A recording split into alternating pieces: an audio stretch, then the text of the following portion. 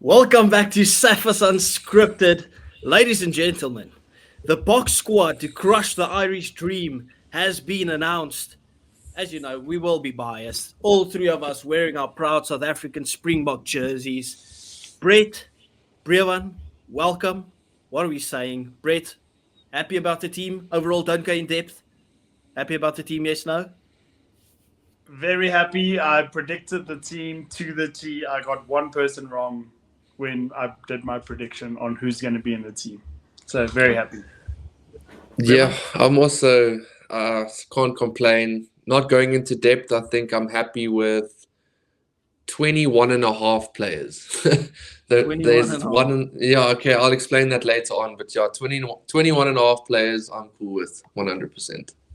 Okay. Well, obviously, we got our predictions pretty close. Obviously, the big turning points was the props necessarily to start or the front row to start. And then there's one surprise on the bench that we'll get into. But starting off with the front row, obviously, we have Ox the Steamroller and Che. Yes, Brett. Firstly, if you like the Springboks, please subscribe to our channel. If you hate the Springboks, please subscribe to our channel. Thank you.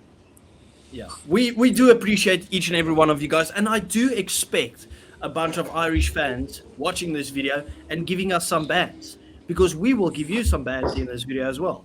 Anyway, in the one jersey, before Brett rudely interrupted me, is Ox the Steamroller and Che, partnering him, Frans Malherbe, as expected, and then Bongi Manambi.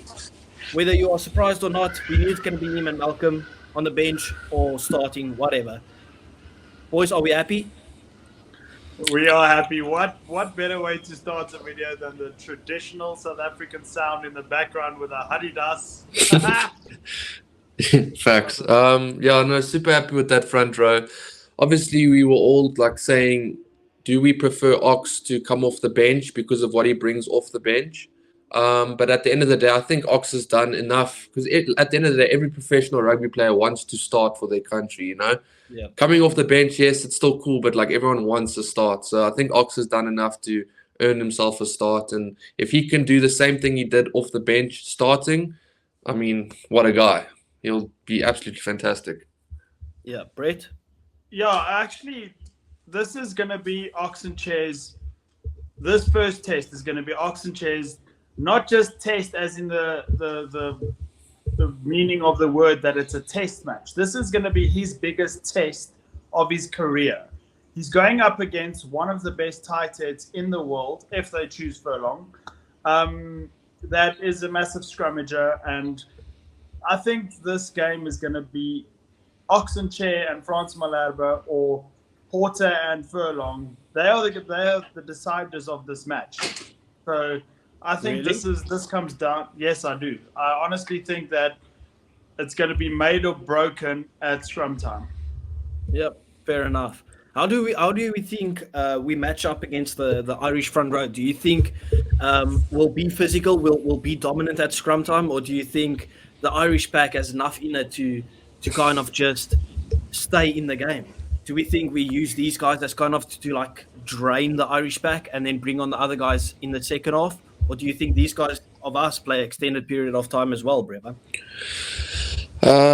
Look, I'll be honest with you. I think the first 30, 35 minutes, we're going to see scrums, and I'll be very surprised if we don't see this.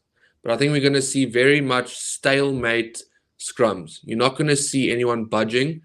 You might see the odd like loss of bind or something like that. Maybe those kind of penalties. But I just see both front rows fronting up the first 35 minutes. But this is where I think obviously we'll have a fresh pack that will come on in the second half. I don't think Rusty's going to change that at all. I think he's going to play it like the front row will play about 45 minutes or maybe even just a half. And then obviously Vincent Koch, Malcolm Marx and Gerard Steenekamp to come off the bench. This is when I see us getting the upper hand, because I don't see Ireland taking off Furlong or Porter for at least 60 to 65 minutes. I really don't. Yeah. I feel like that they rely heavily. Yeah, and obviously Dan Sheehan as well. He will stay on the pitch probably even for 70 minutes. He's that important to that Irish team. So, yeah, I just think that's where we will win the battle in the second half when it comes to scrum time. But look, I could be wrong. We could absolutely annihilate the scrum from the word go. I wouldn't, I would be surprised, but at the same time, I wouldn't because it is the Springboks. But I just think the Irish have enough to hold up for at least 35 to 40 minutes in scrum time, personally. Yeah. Breven is a forward, and you'd know this better than me, but I do tend to just slightly disagree with the direction that you've gone, because I think that we're going to demolish them for the first bit of the game because of altitude and like, for example, when I go play in Cape Town, for the first 10 minutes I struggle and I'm dying and I'm like, regardless of how fit I am or whatever. And I think it's going to be the same for them. They're coming from Ireland to South Africa. I know they've been training, they're acclimatizing, they're practicing their scrums, whatever. But I think that just that first one or two scrums, I think it's going to be the opposite. And then they're going to, the second they settle in later in the first half or early in the second half, our bomb squad comes on, and then what you said falls into place. That's how I see it. The big thing for me is I'm so excited about the scrum battle, and I would hate it to be ruined by scrum resets. Like, if there's an advantage to the one team, I don't care if it's even for Ireland, give them their reward or whatever. Do not go and scrum reset everything. We don't want to see a slow and boring game, kind of like that second test match of South Africa versus the British and Irish Lions. We saw how disappointing that was as a test match as a whole. So keep the game flowing. That's what I want to see. Did you guys see, by the way, Jaco Peyper coming out on, I saw it on Twitter where he said the new stuff that they're implementing. And credit to the Irish for actually agreeing to it, finding ways to actually speed up the game instead of having a try to be scored before you only go back. If there's a clear foul or a knock on that the ref maybe missed or a forward pass, he can call it immediately. But you don't want them to kind of give their opinion throughout the game. But if there's something clear that they step in, what's your thoughts on that being implemented? I think. I'll go. I think it's a bit cheeky. I think it's coming obviously from South Africa's side, and I think that it's more based on the level of fitness, and they want to like almost not give the guys chance to rest while they're looking at a TMO decision. Like, just like, you think you're resting, we're going again, but it is. I mean, and this is the thing. If that we do manage to speed the game up, it will. It takes its toll on everyone. Obviously, look, I always say altitude. It does matter. It does. But at the same time, Glasgow Warriors, and we'll just quickly touch on this. If with the right mindset, with the right attitude, with the right anything for that matter, like just being able to overcome, it's possible. So obviously I can't find altitude as an excuse at all. So they're going to have to be fit and ready. But yeah, with the whole TMO thing, it's just, if it speeds the game up, that's what we want. We don't, like you said, scrum resets all the time, and then they take 5 minutes to look at something that could have just been decided while in the background while we are playing the game. So yeah, I'm happy that they've agreed to this, and it could be a way forward for rugby to just be improved in general. I don't think it necessarily benefits any team. It just benefits the game as a whole. I think it's a good thing. And what I like is they've decided, listen, we're actually going to go and try it. If it fails, it fails. We don't bring it back. But you have to try something to see it. Like, I don't like it when we just bring in rules and that is the new rule going forward. Like, it's just silly in my point of view. But I like that. Anyway, let's move on. The locks. Greatest lock to ever live. Jeben Etzebeth. And Brett's favorite guy to live. Franco Mostert. Obviously, we knew this was going to happen. But, boys, how crucial will they be as a combination for us in this tour? Well, Saturday. Brett? He's the lock. He's the lock. Let him go first. Yeah, huge. You're talking about such a I mean, like me and Brett, when we first ever started speaking about Springbok rugby to each other, or just rugby in general, we always agreed that Franco Mostert was never a 7. We never thought it worked. And the minute Rassi decided to put him back at that 5 lock once Lewitt kind of unfortunately went through what he went through, he's absolutely shone. We've seen the Mostert that we know can play. And look, he may not be the biggest lock, but he's got the biggest heart, like 1000%. And his work rates off the ball can win test matches. I'm a huge, I agree, Eben is the best lock ever to live. Like, I love the Oak so much, but like Mostat's work off the ball is so important when it comes to the brand we play, especially in our defensive work, because as you see, he makes tackle after tackle after tackle, and he makes clean outs after clean out after clean outs. And if you're not there, I mean, you have players in that Irish team like Dan Sheehan, Porter, that can all just hop over a ball and jackal and win penalties. And that's why Mostert is so important, because of his work rate off the ball. So massively important there. And obviously, Eben is just Eben. Like, his presence, his aura, his physicality, his ability to just get into opposition's head by his physicality, by his tackles. He's also super important. So awesome combo. Yeah, I'm more focused on when it comes to line out time. I think that if they choose Byrne at lock, who obviously we know he's a line out guru. So that's where Franco and Eben's going to be extremely, extremely vital. Like, we're going to need that. The first 3 games of the World Cup where Franco was leading the line-out steals in the World Cup, we're going to need that Franco. Because that's also, like I said just now, it's going to be probably one in the scrums. I think second to that is going to be the dominance that whichever team would have at line-out time. 1 or 2 steals in the game going either way could turn the game as well. So I think that's where it's going to be very crucial. Yeah, the thing that I love about Mostert is we have so many special players, right, that do special things on the field.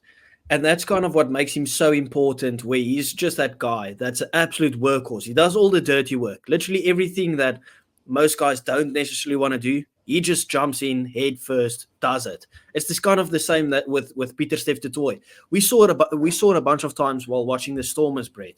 We have these skillful players, but there's no one to clean the rucks. There's no one standing there during the ruck saying, listen, okay, I'll take some damage or whatever, wanting to put in the big hits.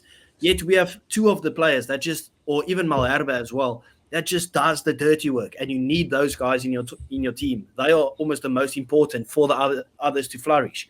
That's why I love Mostert that much. Anyway, we'll go to the Lucies. Obviously, Captain South Africa, Captain Rugby, Captain Kolisi in that 6 jersey. We know he's going to play about 40 to 45 minutes. But I still think he's crucial for this team in terms of the aura that he still brings. Just because we don't have a clear successor just yet. I think we have a good leadership group, a big leadership group.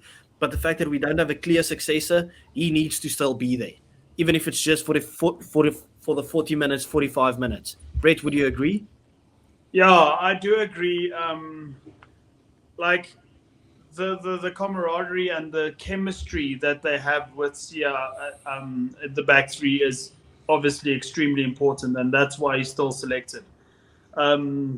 Because let's be honest, currently there are probably better flanks than him, but chemistry also wins games for you. And like what he brings will add the value that we need, but he will need to make a massive shift if he's really out of form, like that French Oak says, because if he falls off the bus, everybody falls off the bus. They see him playing like absolute dog shit, everybody plays like absolute dog shit. That's just how it is when your captain is your captain.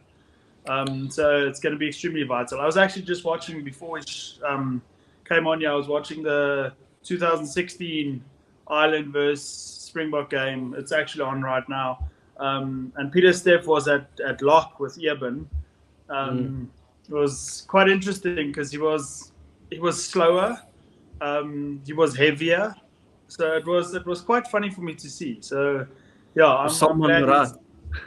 I'm glad he's at in that number 7 jersey.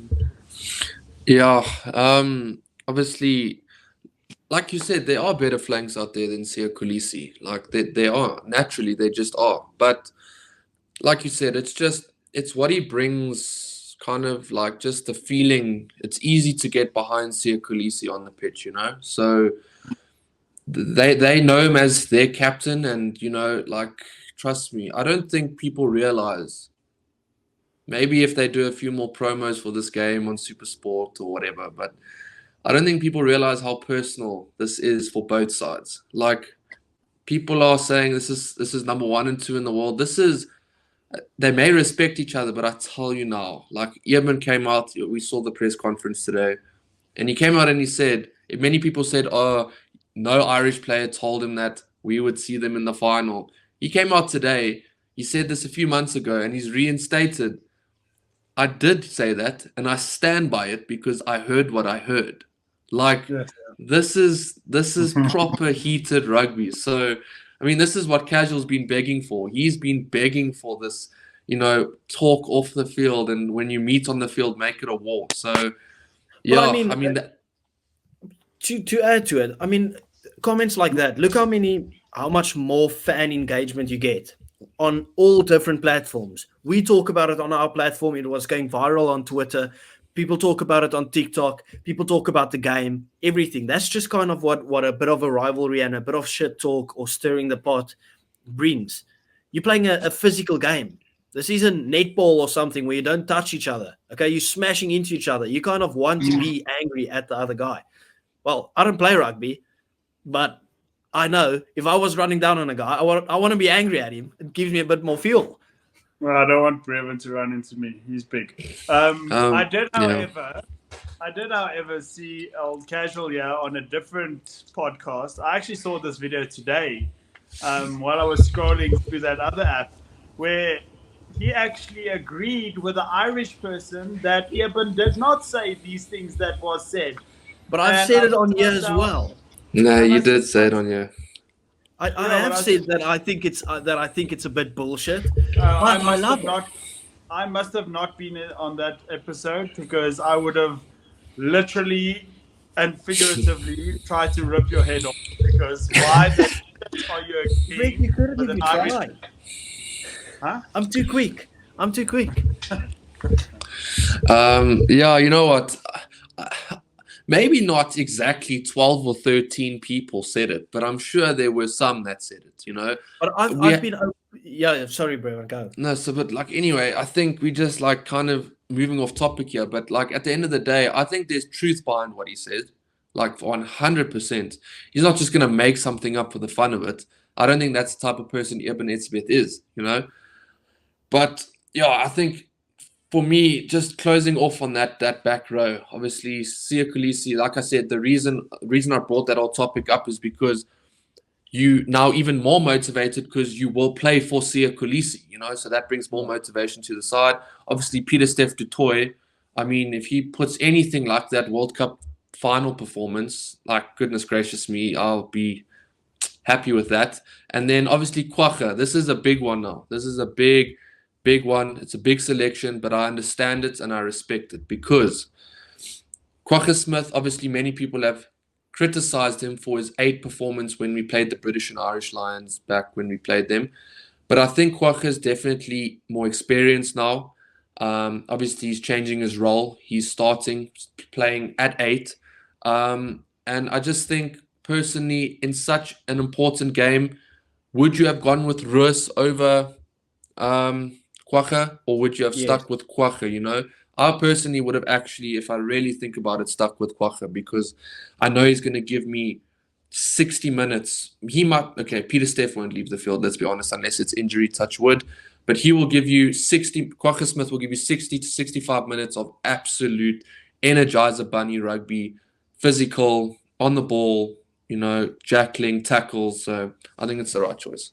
The way that I see it is kind of, I would have gone with Ivan just because of the impact, as we've said before. Like Kwagga has struggled when he plays against the guys that are also fully fueled and ready, just because he's a bit smaller when it comes to it. If I was Rassi, now obviously Rassi knows a lot more than me. I'm not going to sit here and criticize the decision, but I was just thinking, like, you tell Evan Roos, listen, you're only going to play 40 minutes, and you're going to take that 40 minutes with your big, massive human body and just smash into players. Just break players down, because that's exactly what he does. Get the ball and run into some players. And then after 40 minutes, well, those guys are tired of tackling Evan Roos and they get the ball a bit. You bring on Kwagga and you just make it an absolute nightmare of this little Jack Russell that just does not leave the ball alone. That's just a pest all over you the whole time. That's just kind of how I saw it. Because if I look at who's on the bench, I thought it would have been perfect to take out the one guy and put in Kwagga in that spot and then have Evan Roos start. My opinion, though.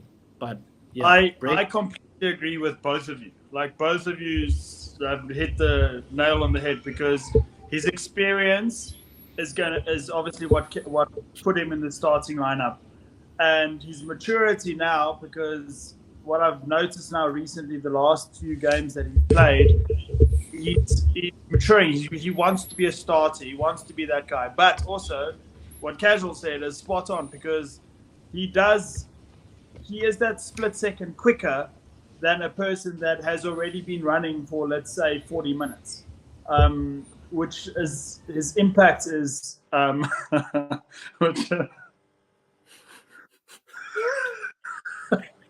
okay, carry on. Okay, just for clarification, I don't even want to take this out. I don't even want to take it out, because obviously I'm filming on my laptop and Brett's talking, and I just muted Brevan because I heard his nose whistling, and I sent a message. I sent a message on the group that Brett saw. It's not Brevan. It's not Brevan. me. I'm literally listening. It's not me. It's not. But how can I hear it? I can't hear it. Mate, I promise you. I admitted in the last episode it was me. It's definitely not me. So, Okay. hands down. I do. Brevan, I hold my hands up. I'm sorry. I threw you under the bus, but I tried to sneak it in with like a little text message. No, but the thing is, I I don't even have my phone on me, and then I just check the host has muted your mic. I'm like, what did I do? But anyways, moving on. My apologies. Okay, his nose wasn't whistling. I was just hearing stuff. But I was like listening so thin, and I was like hearing this little noise coming through. The thing covered my whole screen. It's like, Brevan, your nose. Anyways, let's welcome go to the back Safas line. Unscripted. Let's go to the back one. Yeah, we're not going to edit any of this. It's fun and games.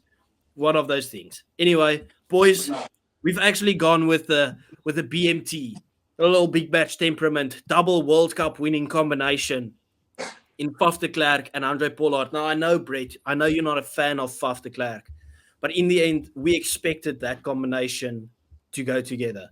I'm more not confused, like surprised with the fact that Reinach isn't even in the squad, more so to Faf starting. What is your opinion on that? That was always going to happen. I knew that if Faf was going to start, Reinach wouldn't be on the bench, and if Reinach would have started, Faf wouldn't have been on the bench. They play it's pointless. They do exactly the same thing. They not like initially, but they both have the same type of style, if you will. I think that I always knew that it was either going to be Grant Williams or even Krappie, for that matter, Morne van der Berg, because, like I said, if Reinach starts or if Reinach's on the bench, it wouldn't be Faf there. It's Brevan, before you go, I want to ask you, do you maybe think, because we went with a 6-2 split and they chose Grant Williams, it's kind of because we cover the wing as well then, for if something had to happen, Grant Williams can slot into the wing, because Reinach wouldn't be as good as Grant Williams necessarily on the wing, but Grant Williams can still do a proper job at the 9. Do you think that kind of played a role in it? Yeah, probably. You know, Rassi has the way he thinks, and he always wants to make sure that every position is covered on the bench, even if it's a 6-2 split. Mm. I personally don't even think Sasha will come on at 10. I think he'll come on in a different position. And I think 15. Andre plays, depends. It could be 15, could be center. I don't know. Don't ask me. But Is he utility back? yeah, he's just there. He will come on, don't get me wrong, but I just don't think it will be at 10 unless there's an injury, of course, to Andre. I just think Andre will play the 80 minutes. But that's where I was like, obviously, I completely understand it. Grant Williams covers the wing better.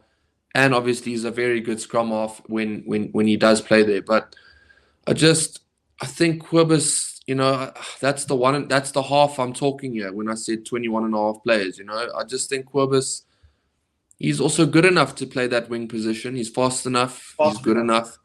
And I just think he could have done it. And I just think Quibus adds experience because he played in the quarterfinal against France in a very difficult match to win. He played in the semi-final against England. Didn't do too bad either. And then just got unlucky in the final when we went for a different game plan. So, yeah, I just think Quibus got unlucky here. But And we all are in agreement that he's probably our best 9 as well. If you take everything, the full package into it, his defense is great. He's quick. He's brilliant as a 9. Very good in terms of his pace at the breakdown and everything. So he can feel a bit hard done by, but I also kind of understand what they went for in this one. Let's move on to the centers. Obviously, no surprises there either. Damien versus Bundi. Brewan, excited. Yeah, I think that's even as a forward, that's one of the most intense matchups I'm looking forward to, in this game. Obviously you have the front row matchups, but just that 12 versus 12, we've all been backing our boy, we've been backing Damien, the Irish have been backing Bundi, and now this is where it gets properly decided for now, the two best centers, 12 centers. Maybe you can chuck in other 12s there in that conversation as well. But two of the best in the world going at it, and I think it's going to be intense between those two for sure. Yeah, Brett.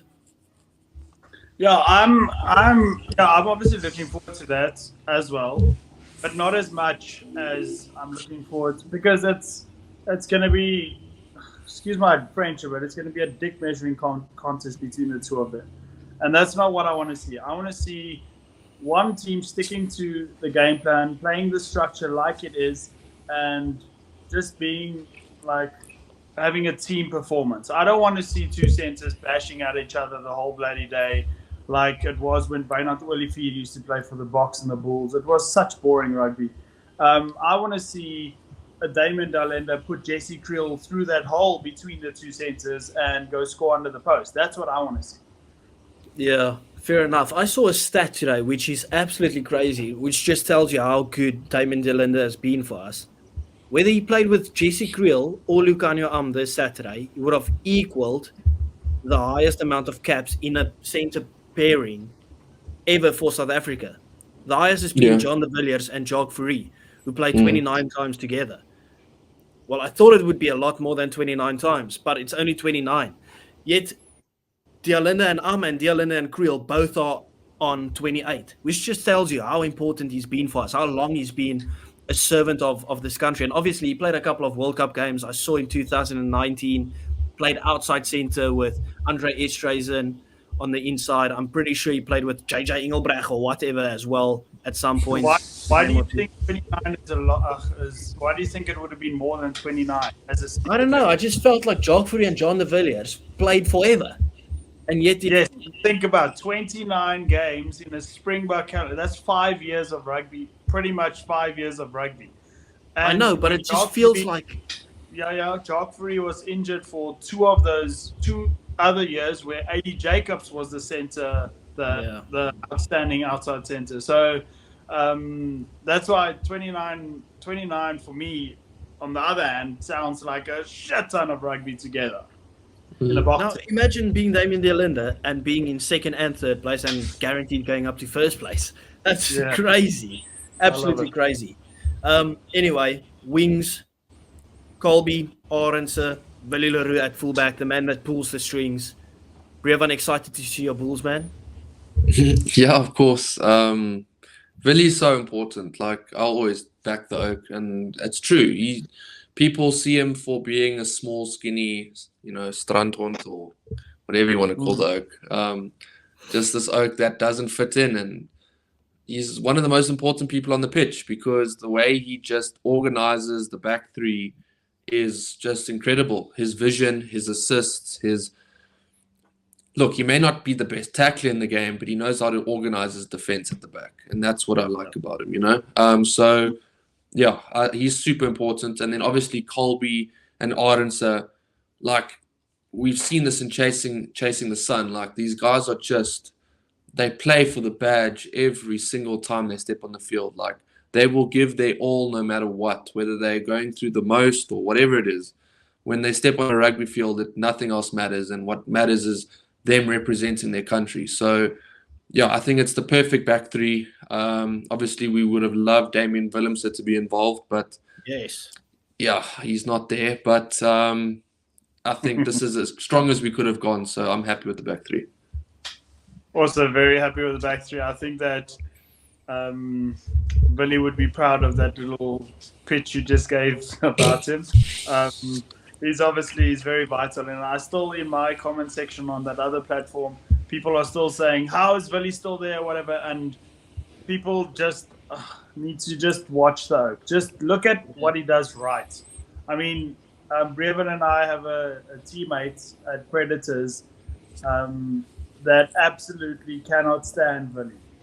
He's actually playing tonight. Oh, yes, he is.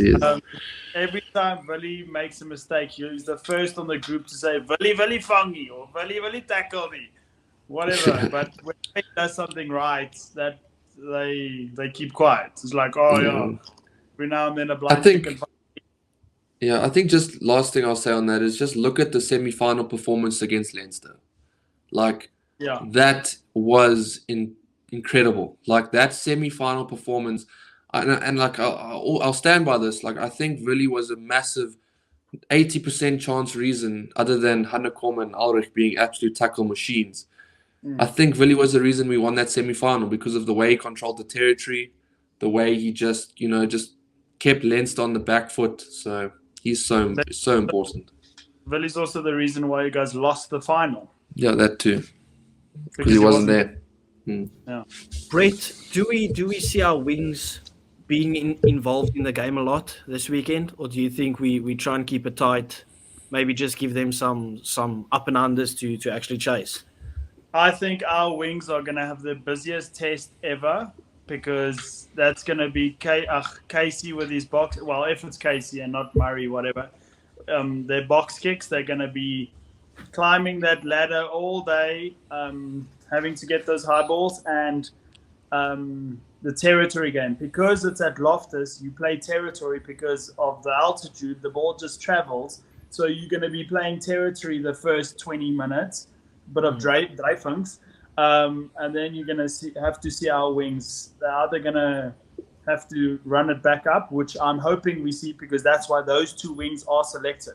They are there because of their hot feet, their quick feet, and their ability to accelerate very quickly. So I think it's going to be a very testing test match for our back three, actually. Yeah, and the thing is, like, if no disrespect to the Irish wingers, but they don't necessarily have pace out wide. Like, if our wingers go up against them, they will burn them for pace.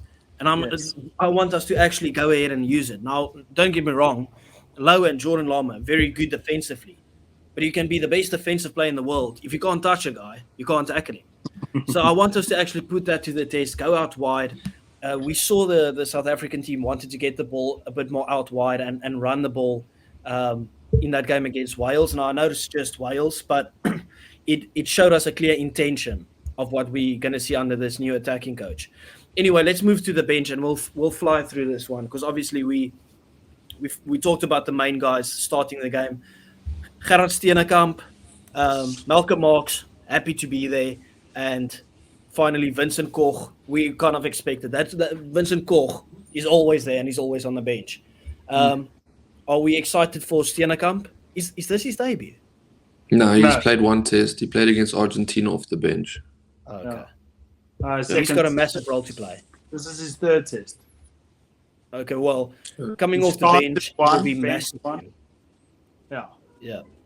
Because we spoke about the drop off that Ireland have in terms of how good their starters are, and then I wouldn't say average their replacements are, but like obviously there's expectations of us to go ahead and dominate at scrum time when our bomb squad comes on. So hopefully he doesn't crack under the pressure and takes his form forward that he had from at the Bulls, because he was brilliant there. Anyway, Yeah, no, I don't think he will. I think he's going to seize the moments. I think that's what most South Africans do, you know. It's just, I think I've only seen in the past, I'm not going to give a time frame, but I've really only seen, and I won't mention names, a terrible debut, Kerwin, sorry. But yeah, no, I don't know. I just think he'll seize the moment, and obviously Marks, I mean, it's Malcolm, bloody Marks, and then it's obviously Vincent Koch, who is Mr. Incredible and Mr. Reliable. So I think it's a good front row to bring off the bench for sure. Brett, thoughts on Salman being in the squad? Sorry? Thoughts on Salman being in the squad? We're moving on. Yeah, first before we get there, I just want to say that I'm a little bit nervous for the first time in my life about Malcolm Ox. His test match against Wales was atrocious, like one for him to forget. And I don't know how quick you can turn around form now that you're going up against the second best team in the world. So I'm a little bit nervous about that. And Salman Murat is extremely lucky to be in that squad. And that's all I'm going to say on that. Well, one of us, I can't even remember which one of you two mentioned it on our group chat that he might be blooded as the Probably new me. Springbok captain. Oh no, it was Brett, which is not wrong. It's not wrong. I wouldn't be surprised. He captained the under-20 side, right? He captains the Stormers as well. It's just I've never seen a 4-lock be dominated so much in my life. I don't understand. The guy can be good on his day, but his day is once in a blue moon, in my opinion. You know. But he was sensational at schoolboy rugby, but it's 10 years ago. Okay, it's not schoolboy anymore. Like that. Yeah. That's why I said earlier in the video, like there was a spot for Evan Roos here, who's been so good, and you can have Kwaga coming off the bench. That's just in my. But that's where you say you don't have any lock replacements, because he's the only lock replacement. Yes, sorry, you're right. I've completely forgot about the bloody Viking. You silly boy. Yeah, okay, yeah, no, I completely agree that. I think I hope we're not planning on taking off Mostert. He never goes off. We probably are. The thing is, I would rather keep Mostert on for 80 minutes than Urban for 80 minutes. Yes, because Mostert, he's a 4 jumper. I mean, isn't that the most important jumper? But for the Springboks, it's bloody anyone in that lineup because we have so many different variations. Steph might be the most important one. I mean, we saw 8th man Dwayne Vermeulen competing in the lineup. Yeah, but no, I completely agree that if that makes space, I think even if Roos came off the bench, I just think it's more impactful than. But anyway, let's not be negative. We have a game to win here. Who would you rather have on the bench? He might not even get onto the field. Yeah, I agree. But then I feel like 6-2 was so pointless. Yeah, I get that. But if there's still fuel in the tank for half that pack, why would you change it for shall we say a liability? Would you rather have gone Salman Murat on the bench? Like, I don't want to be disrespectful to Salman Murat. I think he's a good player, but he's not Springbok quality in terms of who else is in the squad. It feels like the same when we just threw on Marvin Oria on the bench. Like, there was no point. Absolutely 0 point in throwing him on. Anyway, let's not be too mean. We do hope Salman Murat plays like he played a couple of years ago, because he was sensational for Boys Eye. Anyway, Ergis Snyman on the bench. Lovely, absolute, brilliant guy to bring on from the bench. The Viking himself. And then Marco van Staren, bit of Eskom, the fetcher. That's probably Yeah. why Brett. I forgot about this. That's probably why Kwaga's also starting, because they already have Van Staden and Marks on the bench, and they need a fetcher for the starting 15. Yeah, I mean, I think Van Staden probably comes on 45 minutes for Siya Kolisi. Yeah. Genuinely. I think he comes on and he plays about 35 to half an hour. Like, genuinely. I think he's definitely picked up his game for the Bulls this year. For sure. I feel like he's definitely improved. And we need that Marco van Staden that played for the Bulls this year to carry his form into the Springboks, because massively important. I completely agree. This is Marco van Staden's best, provincial year of his life. Like, for real. I never used to see him as a threat. Yes, the Oak tackles hard and he'll fetch every now and then. But this year, he's been so good. His carries, I mean, he's passed the gain line almost every carry he's had. So Marco van Staden thoroughly deserves his spot in this 23. Yeah, he's gotten so much better since actually playing for the Boks. I think he kind of realized what's expected of him, and he's taken that confidence that Rassie and Ninaber showed in him into the Bulls, and now he needs to repay it for the Boks again. Anyway, let's move on and close the episode off. Grant Williams, we spoke about the reason why he's on the bench, or what we think is the reason behind it, and then Sasha. Finally, you two can wrap it up. How excited are we to see Sasha? Brevin, I'll let you go first because you said he's not getting into that 10 position. So just tell me what are you thinking?